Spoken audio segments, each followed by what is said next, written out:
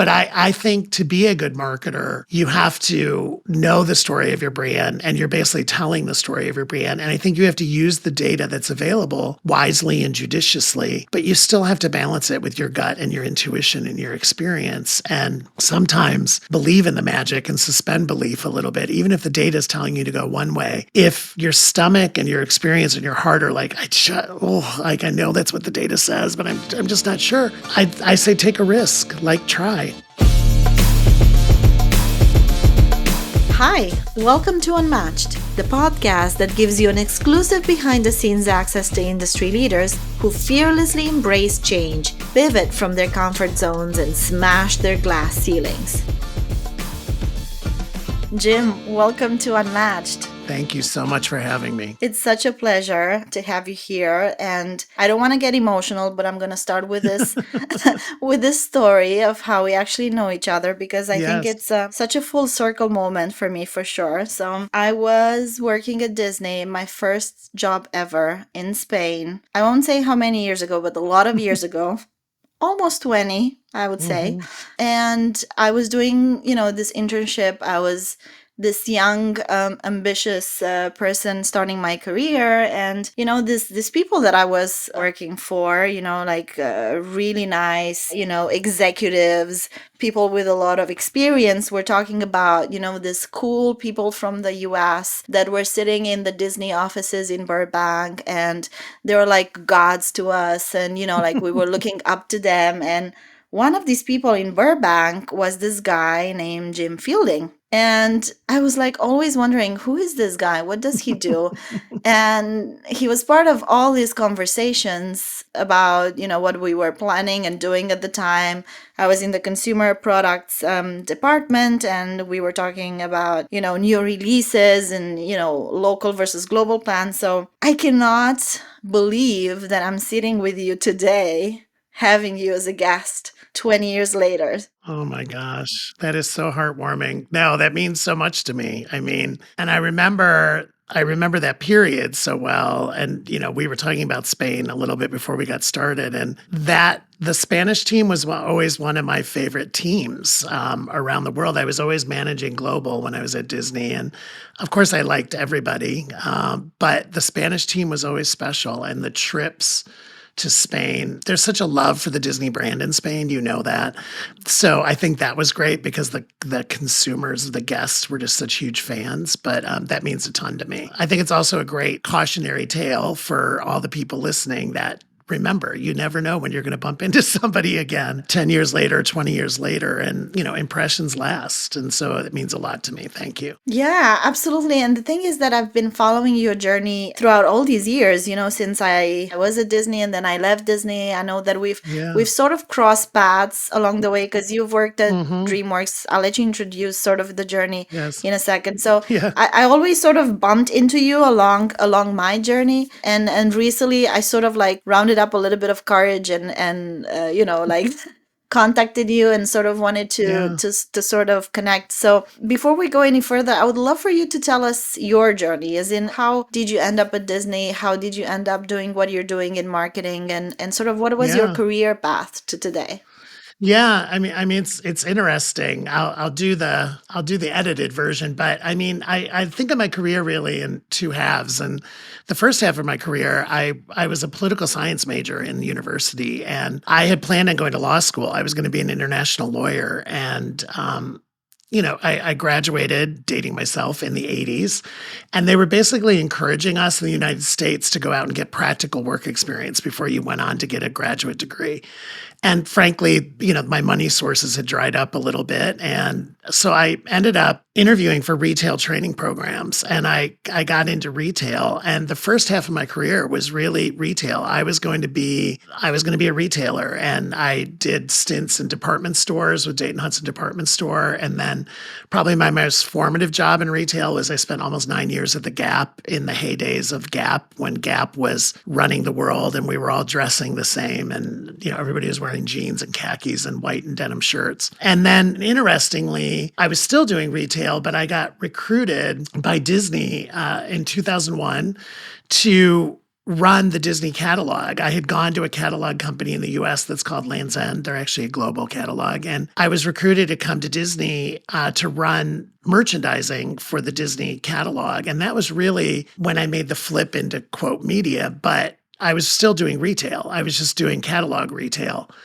And then that really becomes the second half of my career because once I got into Disney, you and I have talked about mentors, and I ended up with an incredible mentor, a gentleman named Andy Mooney, who was the chairman of Consumer Products, who saw something in me and, kind of plucked me out of the catalog, put me in Disney stores the first time. So I actually went into Disney stores in 2002 as the SVP of merchandising, and then moved me in 2004 into retail sales and marketing. That's where you and I crossed for licensing. And that's really where I learned the licensing world. And frankly, I didn't know the licensing world. I didn't know what licensing meant. I'd always been in retail. I'd always been in vertical. And I really appreciate Andy because he let me run retail sales and marketing globally, which made sense because that group was really focused on retail. We were focused on key account management. As you know, from being in Spain, it was about El Corte Inglés and then Carrefour in France and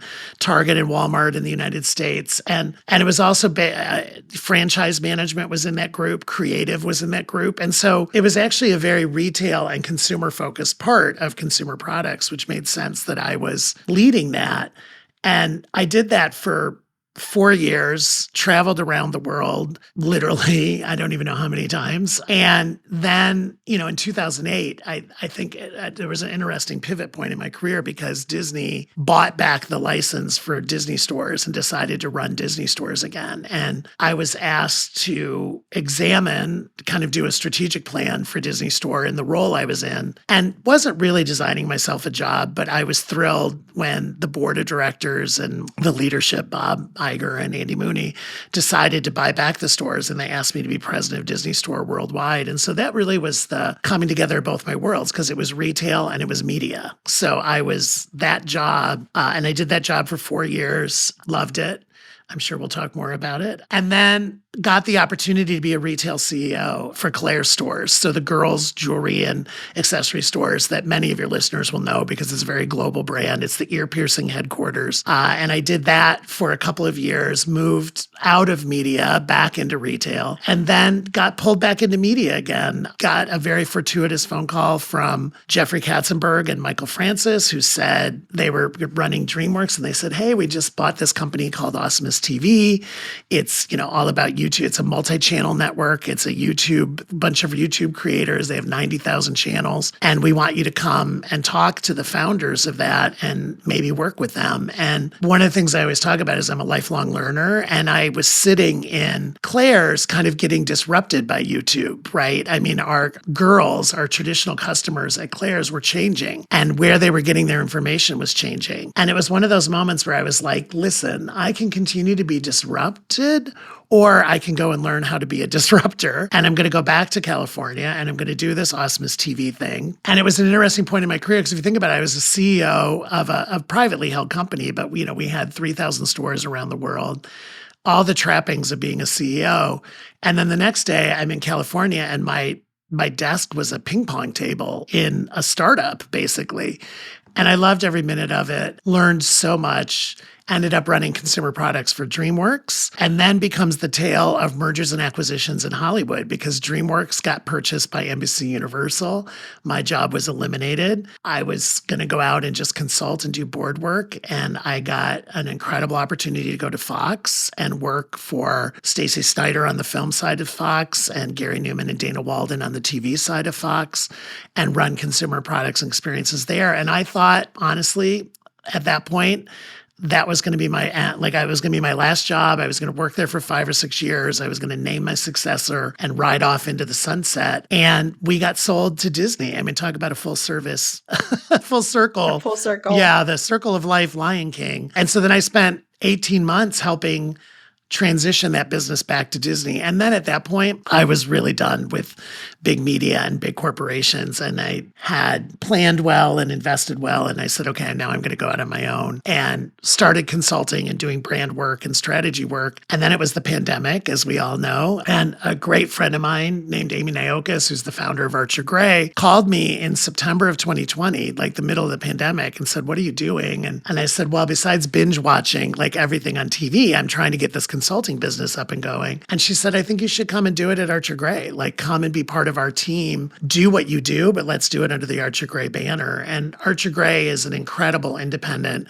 film and television media company that's known for doing narrative film and television and documentaries. And she said, I would love to expand the services we offer and expand into more of a 360. And so that's really what I'm doing now. I run a division and president. It's called Archer Gray CoLab. I'm advising and consulting some incredible clients, many of whom I can't talk about because of NDAs, but I'm also working on our own IP and our own strategic plans and our own investments. We have a venture fund where we invest in startups, and I love it. At this point in my life, it's absolutely the right job because I get to dabble in a lot of different things. It keeps me fresh, many different industries. When I get asked often, would I ever go back to big media? Would I ever go back to retail, be a retail CEO? I've learned in this life to never say never, but I'm really happy right now. I'm really, really happy. And I mean, by the sounds of it, you've done quite a lot. You've been really busy in your career. Yes. So it's been quite a full journey. And before we dive into the different bits and pieces, I wanted to start with this quote that I have basically read on your LinkedIn, and I love it. And I want you to tell me what it means to you. Sure. It says, committed to a lifelong learning and personal growth, I have been guided by two simple statements. May we leave our corner of the world a little bit better than we found it. And I want to live my life as a full human being, not a human doing. Now, I have to admit, when I read this, compared to all the other about sections on LinkedIn that basically just state how great one is and all the amazing achievements and, like nobody's like you, and you read this, it's a completely different way of presenting yourself. And I found it very particular, very interesting. And I wanted to ask you, what do these statements mean to you? Yeah, I mean, it's interesting. The first one, may we leave our corner. Ironically, when I was 17 years old, I was president of National Honor Society in high school. And in my senior year speech, like the end of the year speech, that was the theme of my speech. That's been a quote that I've literally had in my head. I don't know whose quote it is. I don't know where I heard it. I might have made it up, honestly. But I think it really does perfectly sum up what I try to do in any situation I go into is when I'm done, whether that means it's a one-day consulting gig or 12 years at a company like at Disney or volunteer work that I do, I just want to add value. To me, that's what it means. I want to make it better. And all the definitions of better, more successful, people are happier, qualitative and quantitative success. It's not just a numbers thing, but as the quote says, just a little bit better. Like, I think it's about having really realistic expectations and not setting myself up for failure or my team up for failure by overpromising and under-delivering. So that's really where that first quote came from. And it's pretty much any situation I enter. Friendships, by the way. I want to add value to my friends' lives. I want to add value to groups that I belong to and communities I belong to. The second one, and I think it's really about the point that I'm at in my life, and I mentor a lot of people in their careers. And at one point I woke up and I realized that I was kind of running on autopilot. I think you understand what that means. Like, I was executing a formula and I was really good at it. I'm not saying I'm not humble, but I was really good at that formula. But I was almost on automatic. And I had somehow lost that spark and that passion and that joy and that sense of curiosity and lifelong learning that I talk about. And I realized that I wanted to be more present. I wanted to be more in the moment. I wanted to be less about the 5-year plan or the 3-year plan personally and professionally. And I just wanted to be present. And honestly, a lot of it was formed because I lost my dad, not young, but rather young. My dad was only 72 when he passed, and it was a very sudden passing due to pancreatic cancer. And at the time, I was 48. And just watching how fast his life changed, and he had all these plans for what he was going to do in retirement, and everything changed in a matter of 6 weeks. And I think that's also where that quote comes from, is that I want to appreciate every day and appreciate every moment and not take anything for granted, and not worry about 5 years from now. Let's worry about 5 minutes from now, right? And so even in this situation, like, I want to enjoy doing this podcast with you and not worry about what's happening later today or tomorrow or next week, and it was a behavior change. That second quote is a behavior change for me. Anyone that knows me would tell you that I'm organized and I'm planful and I have high attention to detail, but they hopefully will also tell you they've seen the change in the last couple of years, where I'm more spontaneous, more in the moment, and more grateful. Would you say that you were an overachiever along the way? Was Oh, that yeah. was that Oh, really the yeah. mindset change there? It was. I think I was type A, very conscious of, I was competitive, not only with myself, but with other people. Definitely an overachiever. Definitely all the way back from elementary school. In sports, I never was as good as I thought I was going to be, but I did sports but like reading assignments. I remember, even in elementary school, I always had to read more books. Like if there was a book drive, I had to read the most books. Or, I always wanted to be the teacher's aide, the one who like cleaned the erasers and sharpened the pencils. Like I loved the feedback. I won the spelling bee a couple times in elementary school. And I think that I've just always been very driven. I've always had a really strong work ethic, and I've always had this drive to succeed and, grow and, what's next. And my parents gave me wings and made me believe that I could do anything I wanted to do. And but at times it becomes almost grinding, right? It meant that what was happening is I would run my battery. It's like a car. Like I'd drive my car until it basically died, and then I would need a week to recuperate. And Yeah. that was happening more, right? Like I was just crashing more and having weekends where I would just be not depressed, but just needed to be alone, right? And was just tired. And that's where I realized that I was like kind of almost running on a treadmill, if that makes sense. And that I wasn't necessarily moving forward. I was just running. I mean, I will say, I think we have a lot more in common than I thought we Yeah. had, because it sounds all very familiar. And Yeah. it's sometimes when you are an overachiever, and I don't say it as oh, look how cool we are, because I don't think that's necessarily Yeah. a good thing. Right. It has its advantages for sure, but it also has a lot of downsides. And the main downside that I feel and that you've just mentioned is this sort of running yourself down yourself, like you run till the end of the capacity and then you crash, and then you need some time to pick yourself up again. And because there's no balance in between the level, the level that you need to be at, where 80% is fine. For us, sometimes it's 120 and there's nothing in between. Right. I think it's really hard too in this day and age with the accessibility of our phones and our computers, that there is no sense of like off time, really. Like, you basically are accessible all the time, and so I'm very conscious of like vacations and weekends off, and even putting things like posting and saying, I'm on vacation and I'll get back to you when I get back, right? Like, unless it's an emergency, please, don't expect me to respond. I had to learn that. I mean, I didn't have that skill. I definitely had to learn that. And I think it was, to your point, I think we do have a lot in common. It was from just seeing that these kind of breakdowns and battery recharges were happening more often, and I think as you age, your body changes too. And, I wasn't able to keep up the pace that I had been keeping. I used to be traveling internationally. You travel internationally. Like I would land in Hong Kong at 8:30 in the morning and take a shower and start work at 10. Right? Like that was just the way it was. The older I got, I would be like, I need to land and do nothing for a day. Like it would make my trip longer. And maybe I would go to the sauna, or I'd go to a spa and have a massage, or I'd just sleep and have a nice meal. And then I was ready to go the next day. Like I literally had to put a buffer day in at the beginning because the jet lag and everything would just hit. I used to take red eyes from the West Coast to the East Coast all the time and do the same thing.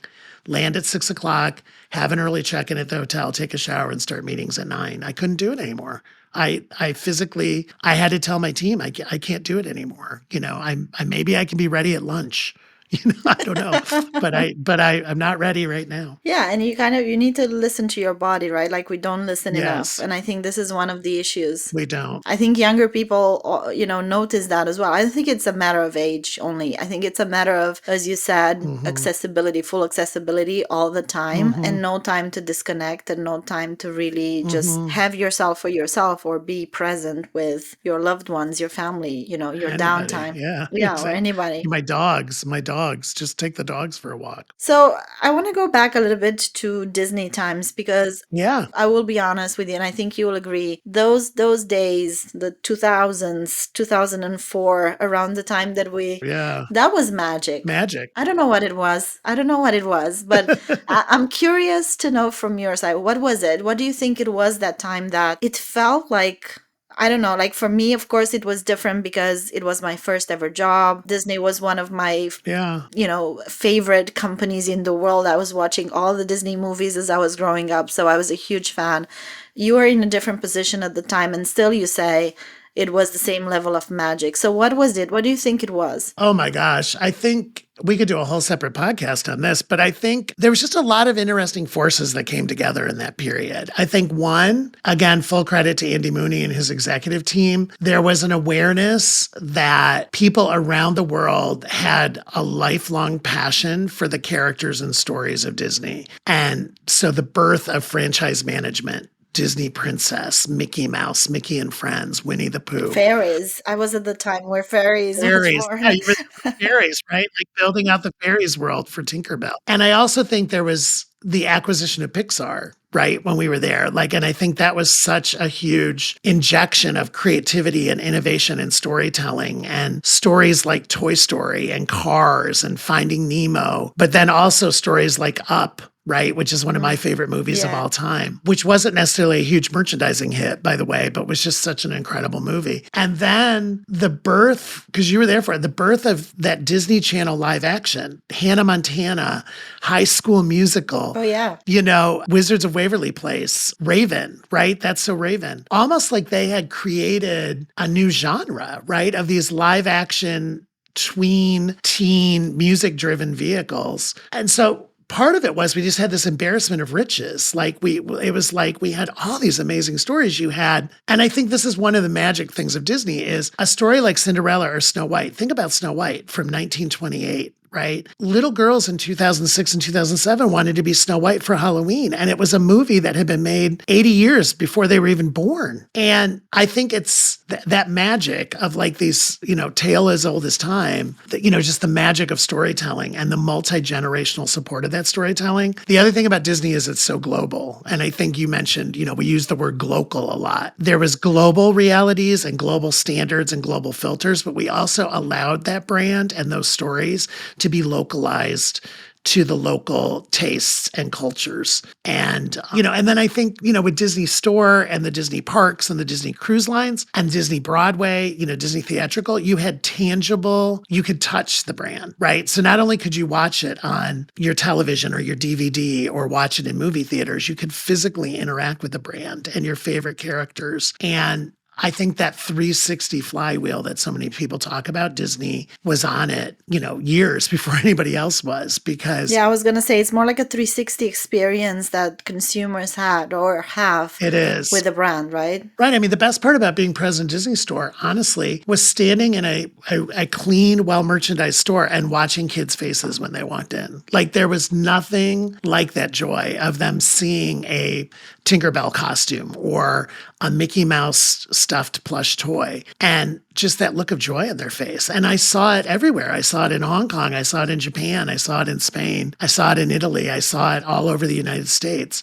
Canada, England. It was so universal, heartwarming, right? And I always used to say, from working there, like there was nothing that Disney was selling that was a basic need. Like we weren't in the basics business, right? We weren't in the milk and eggs and butter, like stay alive kind of business. But what we were in was in wish fulfillment and magic. And I think the world needs that escape. I think the world needs to believe in the magic of fairy tales and the magic of storytelling. And for all the companies I've worked at, and with all respect to the competitors out there, I just don't think anybody does it like Disney does. Like just that the way they bring these stories to life. The anticipation for the Little Mermaid live action, which is coming out at the end of this month. Again, that movie was made, I think, 1987, 1989. The anticipation is so big here in the States, I think around the world, for Little Mermaid live action. That's amazing. And it's amazing that it continues to disrupt. Every time they put something out there, there's some kind of a disruption. Yes. If you saw recently the presentation of the little robot kid, that alone is something that is so interesting and so different than what other brands do. Effectively presenting an AI technology, but giving it human feelings, the human interaction, and as you say, the magic. And people say I'm cheesy sometimes, and probably I am, but I always refer back to this notion that we need magic, and if you link it to marketing, which is our space. And I know that we have storytelling in common as well. And we both love storytelling. Talk to me a little bit about the importance of storytelling with brands. I mean, having learned from the best, right? The Disney. Right. I also don't think there's anyone else who does it better than them. Why do we need this magic? Why is it, because in the world of performance marketing today, and you know this, there's so much emphasis on the metrics, and I get it. And of course we need to measure, and there's a whole section of within marketing that has to do with that. And it's absolutely respectable. But then I feel like we're losing, the magic, the spark of what marketing is all about, which is inspiring, motivating, creating feelings in people and moving people to do things that they don't expect to ever do. So what's your point of view on that? After a lifelong career entertainment, Well, I think you hit the nail on the head in that, to me, marketing is a blend of heart and head, right? It's a blend of science and intuition. And I think to be a good marketer, to your point, of course, I love data. I love the people on my teams and the teams that I work with that are the data scientists and are giving me insights and giving me analysis and providing me real-time feedback, because it is a hyper-competitive marketplace, and I want to understand where we're positioned in the marketplace. But to me, I think where you and I bonded over, and even on this talk, is, to me, marketing is storytelling, right? And I think it's about blending the emotion, the heart, the intuition of great stories mixed with that data. And I think the other word that's really important to me is authentic stories, right? Like it's these stories, they come from original scripts, or they come from old books, or they come from somebody's incredible creativity, but there's an authenticity to them. And I think for brands that I consult with now, I always spend time with them and getting to what is the authentic part of your brand, not the story you want everybody to know about or the story that you aspire to be, but really what is the authenticity? Like, why does this brand exist? Where did it come from? What's its DNA? What's its history? And even if the brand's only 18 months, it has that. It has a story. It has authenticity. It has DNA. Not all brands are 100 years old, like some of Disney's, or 80 years old, like some of their stories. But I think to be a good marketer, you have to know the story of your brand, and you're basically telling the story of your brand. And I think you have to use the data that's available wisely and judiciously, but you still have to balance it with your gut and your intuition and your experience. And sometimes believe in the magic and suspend belief a little bit, even if the data is telling you to go one way. If your stomach and your experience and your heart are like, I know that's what the data says, but I'm just not sure. I say take a risk, like try. The other great thing that's evolved with social media and all of these new tools and technology, you can do A/B testing. You can do beta testing. You don't have to bet $1 billion marketing campaign on your gut because the data is telling you one thing and your gut's telling you something else. Test it. Test it in a certain market. Do something for a weekend, like read an A/B test. With all of these social media platforms, you can have direct conversations with your fans, with your guests. And I totally believe in test and roll and going small and seeing if something works and then rolling it out bigger. And I would never advise any of my clients to bet the farm on some big idea. But I still think the world needs big ideas. And I think the world needs, especially in a world where there are challenges around the world, and we have wars, and we have famine, and we have homelessness, and we have healthcare issues and poverty issues, we still need some escape too. We need some good news too. It doesn't mean I'm Pollyanna and I'm not acknowledging how challenging parts of the world are, but I think the magic helps it make life easier. Yeah, and also on the practical side of things, for the non-believers in magic, Mm-hmm. which I wouldn't know why there would be such people, but Yeah. I mean, there's so many brands out there. There's so many products to be bought, and consumers need to divide their attention into so many different directions. How do you even stand out if you don't have a story to tell, right? I mean, this is the 100%. the thing that drives me most than anything, because on one side I feel there's always need for magic in the world, but on the other side is also the practicality of you need to stand out in an extremely crowded market, especially with Mm-hmm. social media today, but just like the sheer amount of products and stuff Mm-hmm. that is out there in the world. How do you even stand out nowadays? Yeah. And how do you differentiate? And, I think if you're going to be in the brand business, you have to be in it for a little bit longer haul, and I think that's also hard, right? It's sometimes, and I have clients where they want fast paybacks or immediate paybacks, right? And I'm not in that business. If I have a client contact me or a potential client and they're talking about doing short-term promotions or, they want something for 3 to 6 months, there's a lot of people that are really good at that, people in my own network who I admire. That's not my shtick. My shtick is longer term, right? And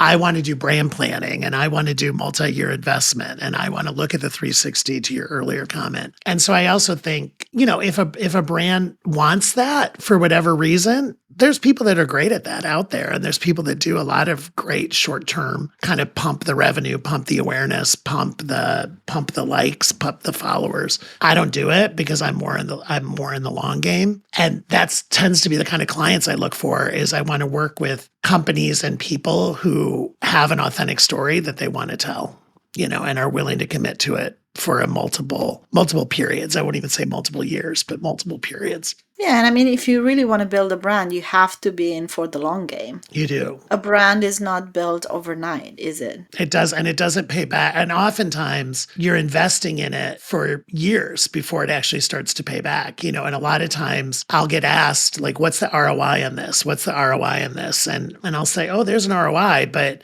it's going to be 2 years from now. Right? But I don't really think you have a choice. You have to invest now to get to that ROI in 2 years from now, because otherwise I think if you don't invest, you're not ever going to get that return. And again, not every client wants to hear that. And, so sometimes I don't get a particular gig because of that. That's okay. I want to spend my time on other kinds of clients. So we talked a little bit about magic and the need for it and storytelling.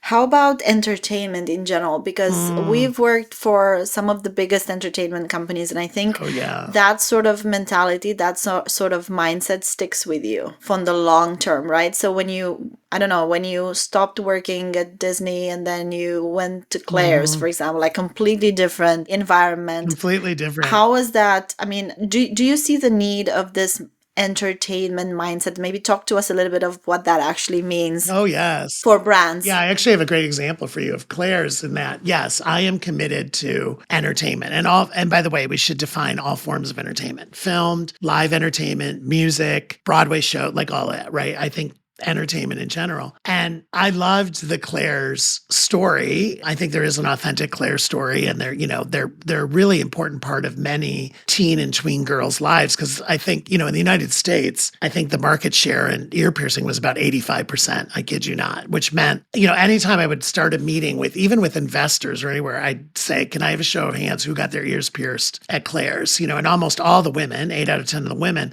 and then many men, because we pierced men's ears too, usually only one ear.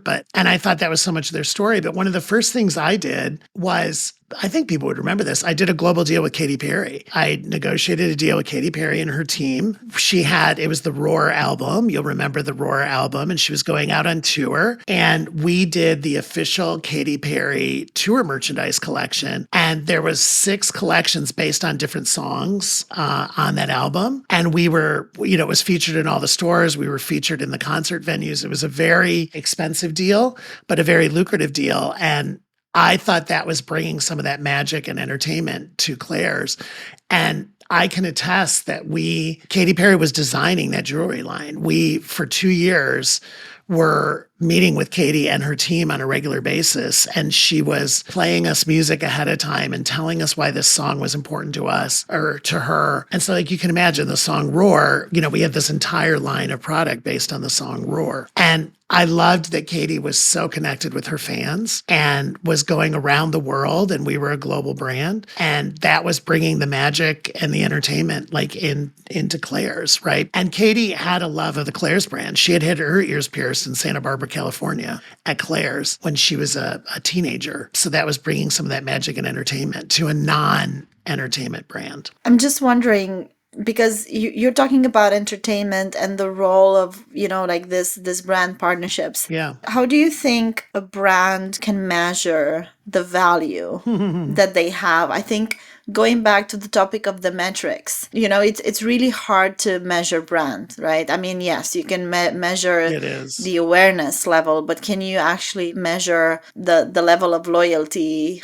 love, super appreciation? Hard. It goes really deep sometimes, right? So how do you do that apart from getting these brand deals and like trying to connect with consumers in many different ways? What's your favorite way of sort of like looking at measuring brand value? I mean, I think in the last couple of years, probably like my favorite way is really looking at these social media platforms, really looking at Instagram, particularly Instagram and TikTok. And I know TikTok, the US government is looking at TikTok. I know there's a lot of politics around TikTok, but I'm not going to get into the politics of TikTok. I'm just going to get into the community of TikTok. And I think social media, particularly in the face of the pandemic, I think human beings by nature need to connect. And when we couldn't connect physically, meaning getting out of our house and going to malls or movie theaters or sporting events or grocery stores, really, I think those social media platforms became where you connect, where you found your people and where you found your community. And I think there's a lot of data, as you know, in those social media platforms in likes and shares and followers and comments. And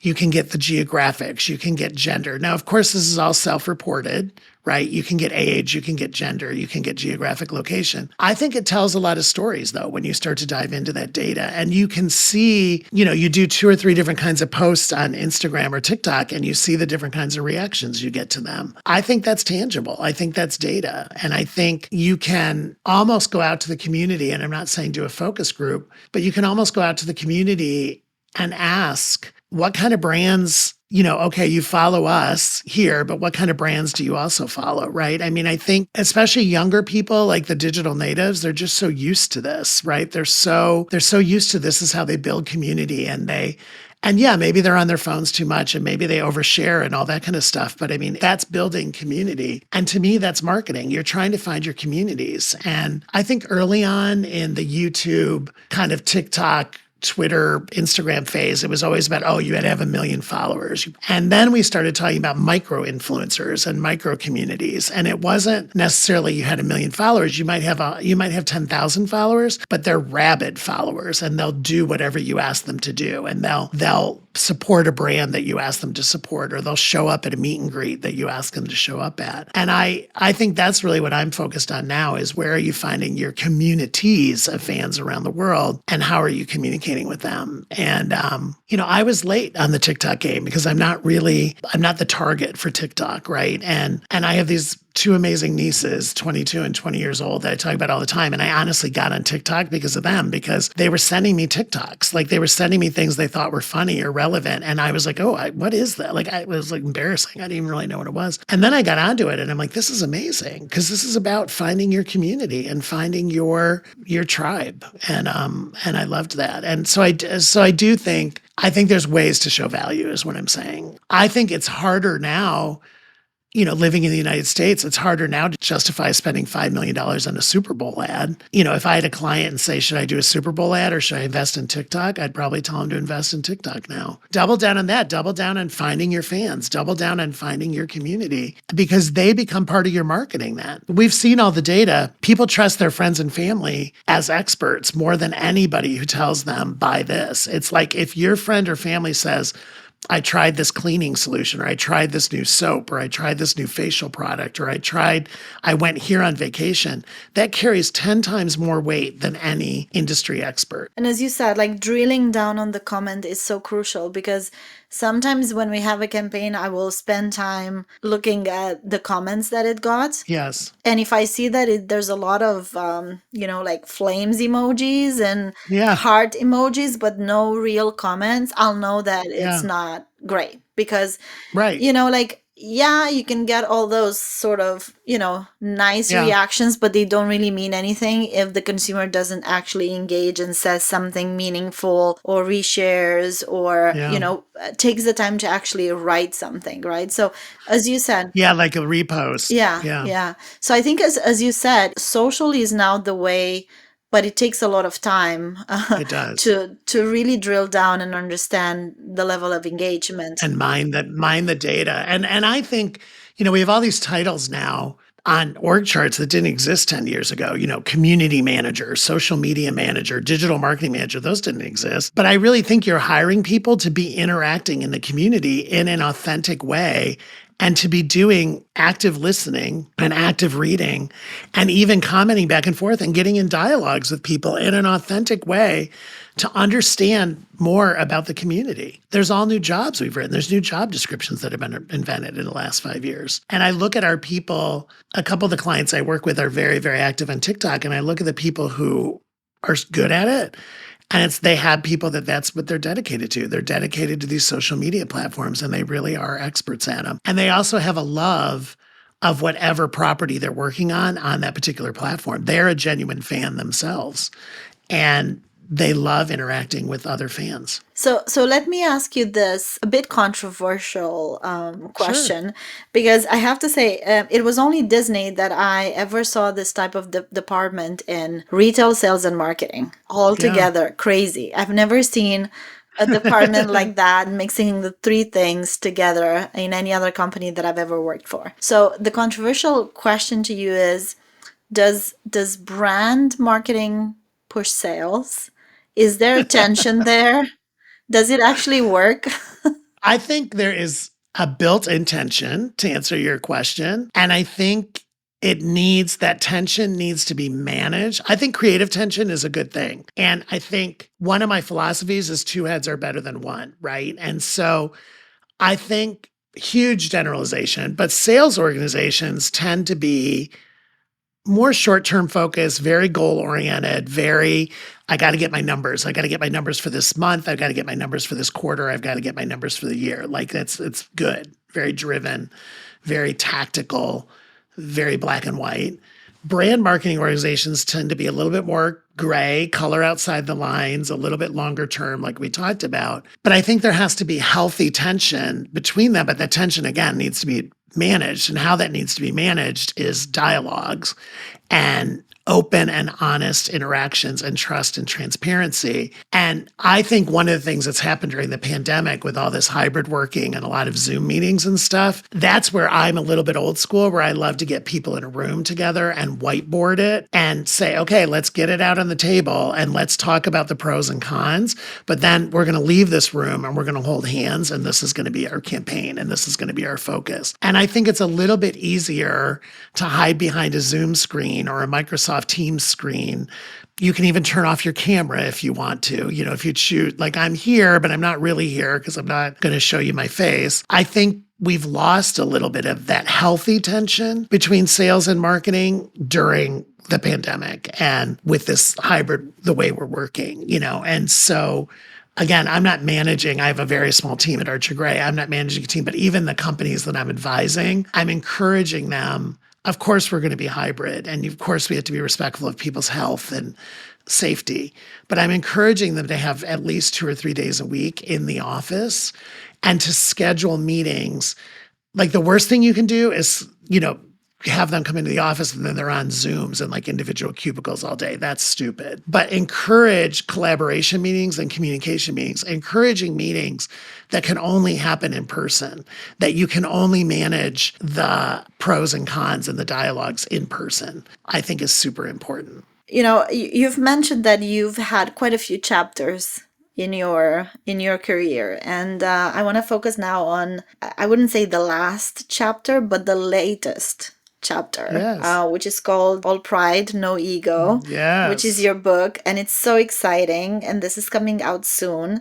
And so when I saw that you were publishing the book, I had no idea. I was so fascinated and so in awe of you after, Yeah. everything that you've achieved in your career so far, which is amazing, and you've done so many things. Now there's a book. So I'm really curious to know how and why you decided to launch a book. Yeah, I mean, it's a great question. I mean, it was never on my vision board. I won't lie to you. Like it wasn't like, oh, I'm going to write a book. I've always been a storyteller myself. I've always been a journaler. Like I've had journals my entire life. Like I have boxes of journals that I guess my nieces will go through someday.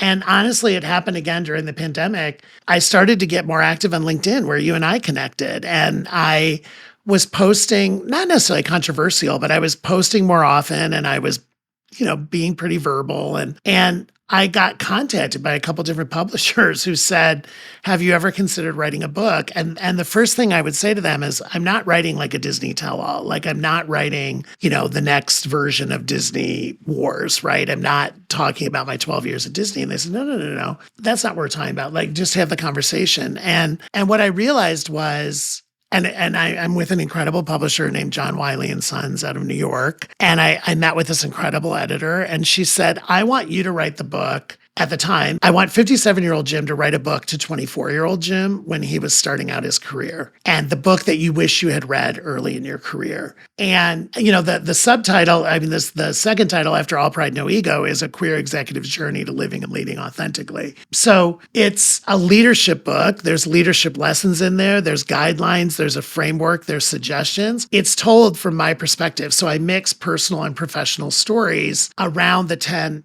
It's basically organized into 10 learnings. So like, I'll tell you what the first learning is. The first learning is control the controllable, but leave room for the possible. And then I tell personal and professional stories on how that has become one of my guiding principles as a leader now. At first, I thought, oh, should I have a ghostwriter? Because I've never written a book before, right? And I interviewed a few, and that just didn't feel right to me, especially because I was thinking about authenticity in the back of my head the whole time. And I was like, if I'm going to do this, it's going to have to be my voice, and it's going to have to be my story, and I'm going to have to capture it myself. I signed up for it, and I didn't even know what it was. Like I signed up to deliver a book, and then all of a sudden I Googled, how long is a book that's 55,000 words, and found out it was over 200 pages and had a moment of panic. But it came together, and I had incredible editors, and I wrote more words than I needed to because I knew it needed to be edited down. And I'm really thrilled because to me, it's come out as a leadership book, not just about, it's not a queer leadership book. Yes, I talk about my queerness and my community and how important it is to me, but I think it's a leadership book for anybody. And I do think I write it in a way where it's like I'm almost writing to myself, where I'm writing to,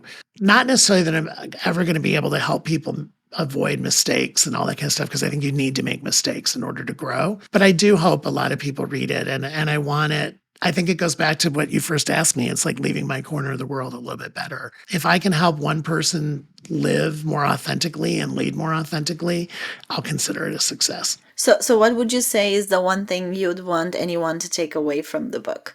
If there's one thing, one learning, one takeaway, what would that be? It's to match. Once you understand yourself, and we all go through a maturation process and a growth process, but once you're really clear on what your truth is and your story and your authenticity, find a company or a role or a job that allows you to bring yourself fully to that environment. And if you are being asked to edit yourself or not bring yourself fully to a job because your situation or your morals and ethics don't align with the morals and ethics of the company, then you're not in the right job. And I'm not being cavalier about that. There are a lot of jobs out there, and there's a lot of companies to work for. And I think you have to have an alignment where you bring the best of yourself and you bring all of yourself to work every day. And if a company is asking you to be anything less than that, the third learning is don't let anyone dim your light. And to me, if a company is asking you to change, I'm not saying grow. A company should train you and help you grow and help you develop. But if they're asking you to fundamentally change who you are, I ask you to consider leaving that situation. What was your experience along the way with this aspect, as you call it, your queerness, which I love? Yeah. Yeah. What was your journey? Because you've worked throughout different decades. Some of them were more challenging than others. Yeah, I was gonna say early. I started working in the 80s, in the late 80s. It was the height of the AIDS epidemic. I was in the closet. I wasn't living authentically. I was living a double life. And so I was in a full blown relationship with a man who was not part of my professional life, never went to a work gathering, never was included. We had company softball picnic, was not included because I was presenting, quote, as straight at work. I was living a double life and it was killing me. I was literally causing I was having migraine headaches. I was having stomach issues, and people in my life really set me on the path. And I left that company. It was the first company I worked for. It was incredible training, but I was having a disconnect with the company and myself. And then I interviewed for my second job, which was the Gap. And throughout the entire interview process, and this is 1989, 1990, I talked openly about my partner. I talked openly about being gay. Like I interviewed as a gay man. It never was an issue. Like everybody that was interviewing me, and I interviewed with people, straight men, straight women, I guess a couple gay, like I think I interviewed with 8 people. It never was an issue. And they were based in San Francisco. And I think that had a lot to do with it. And I made that move, and it was the best move I ever made because I was aligning.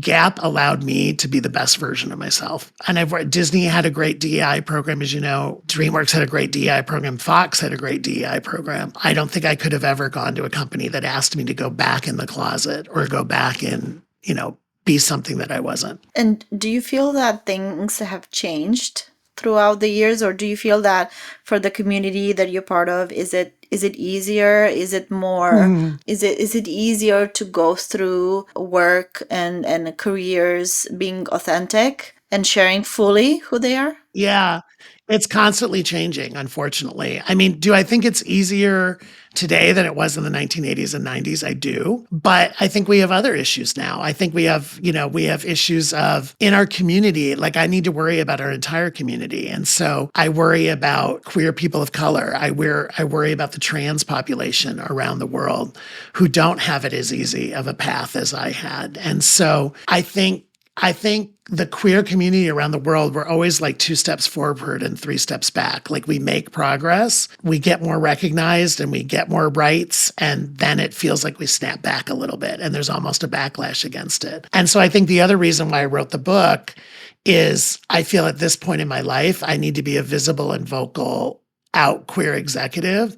And I have to use my platform and my voice to try to make the world safe. And I think that's the first thing. It needs to be safe. Workplaces need to be safe. You need to be safe at work first. And then you need to be embraced and enabled to grow. But first, you need safe workplaces. And I can't say around the world or even in the United States or in Germany or France that all workplaces are safe for people in the queer community. No, unfortunately not. And it kind of like makes me wonder, first you need to call that out, but also, practical things. What can companies do nowadays to make it more tangible, to make these, this sort of approach to diversity a bit more, as I say, practical, in the end, that people know how to treat other people and that there's a safe, work environment for everyone. Yeah. I think it's training. I think it's training and education, and it's having an open, transparent, honest DEI policy that you measure yourself against and you hold yourself accountable to, and you train people and you have standards and you do physical things like all gender restrooms, and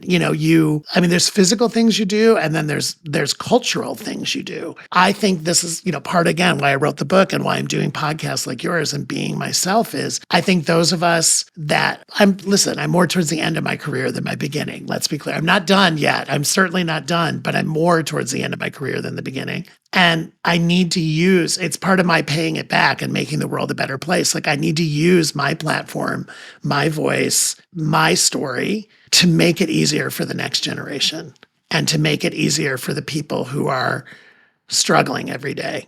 And I can't fix it for everybody. I have very realistic expectations, but I know that by me sharing my story and to write a book like I wrote, you have to go vulnerable. I write an entire chapter about how I was bullied in middle school and high school. That was not an easy part of my life to go back and relive. But I had to share that because I need people, especially young people, to know it does get better. And with the right people around you and the right support, you can have a very happy, productive life. Absolutely. And if you'd be one thing that you would want to be changed in the workplace to make it that safe space that we were talking about earlier, and to make it, easy for everyone to be part of that environment. If there's one thing, what do you think that would be? I think it's open and honest dialogues, enabling open and honest dialogues about people's identification and gender and identity. Like, the issue of gender, the issue of sexual identity, like there's a spectrum,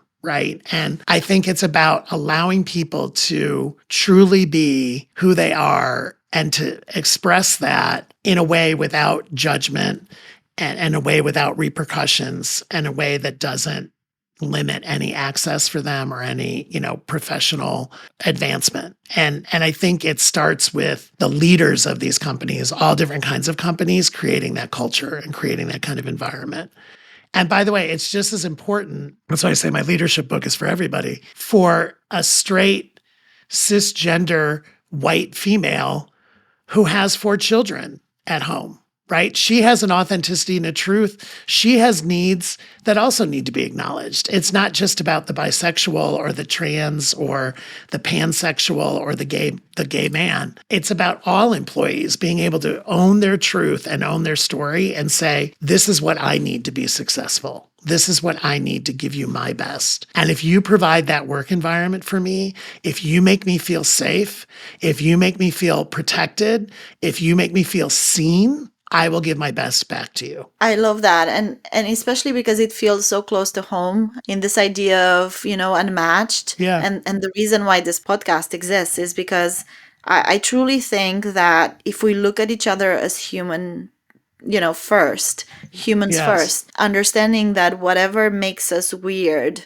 different, special, as I say, unmatched, is the thing that brings us also together. There's nothing, better or worse. Comparisons are not good for anyone. And so if we do a better job at just looking at people as being, unmatched, understanding that they're just their own being with whatever that is, sexual orientation, religion, personality, everything that you bring to the table to do something for a company or for yourself or for whichever the environment is. In the end, it's really all about communication and understanding and empathy. It is. It is. And to your point, and just kindness, to your point, like simple human kindness. And, we talked earlier about being present and just taking the time to ask someone, share your story with me. Your story is unique. I'm going to share my story with you. I want to hear your story.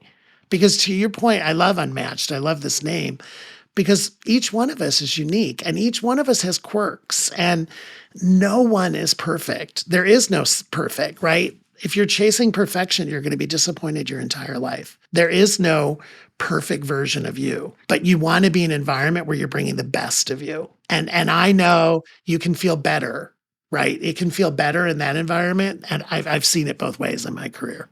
Yeah. And just like a last thought, you're not sort of filling the blanks in a job description. You're bringing yourself as a person to do a job that you're going to be paid for. So as a person that brings all those different edges and quirks, right, to the table. Totally. If that's a new lens to look at people through. I hope you want all of me. And again, as leaders, they used to send us to training at Disney, at DreamWorks on how to manage diversity, right? There's trainings, right? And I managed teams in my career, teams of 5. I managed teams of 100. I managed teams of 1,000, right? And not everybody looked and acted like me. Not everybody was a carbon copy of myself. Like I had the entire spectrum. And I loved mixing experiences and ages and backgrounds because, again, I think that's what the consumer population looks like. And again, going back to marketing, we're not all clones of each other, right? And so I think your team should look like the community that you're serving because they understand that community that they're serving, right? And so, I always say, hire people that scare you. I mean, I laugh right now at some of these companies I'm advising. Some of our best employees are 23, 24 years old, right? The ages of my nieces. Some of the stuff they talk about, I'm like, what? Like, oh my God. And then I go home, literally, you know me now. I'm like, I got to Google. They talked about some band. I don't even know like what band they were talking about or this singer. But that's great because it's a lifelong learner again. Right? I'm like, oh, that's the hot band. Okay, I got to listen to this band and understand why they're the hot band. And the beauty's in the mix. I truly believe in that. It's totally in the mix. I totally agree with you. That's a great statement. To end on a high note, Jim, yes. What do you think makes you unmatched? Oh, I think at the end of the day, I'm actually a pretty simple person from a really incredible family that just really wants to make the world a better place. And I think that's such a filter for me. And I think it influences everything I do.